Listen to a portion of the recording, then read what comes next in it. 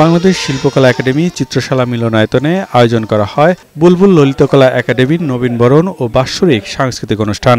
নতুন শিক্ষার্থীদের পদার্পণে যেন সৃজনশীলতার এক নতুন অধ্যায় শুরু হলো। রং, সুর আর ছন্দে বিভোর তাদের হৃদয়। অনেক আয়োজনের মধ্যে থেকেও এরকম একটি আয়োজন আমরা প্রতি বছরই করে থাকি। বিগত কয়েক বছর ধরেই আমরা এই আয়োজনটা কন্টিনিউ করে যাচ্ছি। আয়োজনের মঞ্চে জ্বলজ্বল করছে আলোর ঝলকানি। শিক্ষক, শিক্ষার্থী, অতিথি ও অভিভাবকদের উপস্থিতিতে এক বিশেষ আবহ তৈরি হয়। নবীনদের স্বাগত জানাতে প্রবীণদের সুরেলা কণ্ঠে গান, নৃত্যের দোলায় একে একে ছুঁয়ে যাচ্ছে সবার হৃদয়। এ শুধু একটি অনুষ্ঠান নয়, এক বন্ধন, এক উত্তরাধিকার। সাংস্কৃতিক অনুষ্ঠানে অংশ নিতে পেরে খুশি ক্ষুদে শিল্পীরা। আমার খুবই ভালো লাগছে বন্ধুর সাথে নাচ করতে, অনেক ভালো লাগছে। আমি ড্রয়িং প্রতিযোগিতায় অংশগ্রহণ করেছি, নাচ করছি, খেলছি, এখানে খুবই মজা হচ্ছে।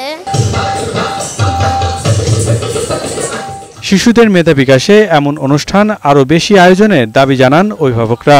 পড়ালেখার পাশাপাশি এগুলো শিখলে অবশ্যই মনের বিকাশটা হবে। ঢাকা শহরে খেলার জায়গা নেই, আমরা কোনো উন্মুক্ত পরিবেশ পাচ্ছি না খেলার জন্য।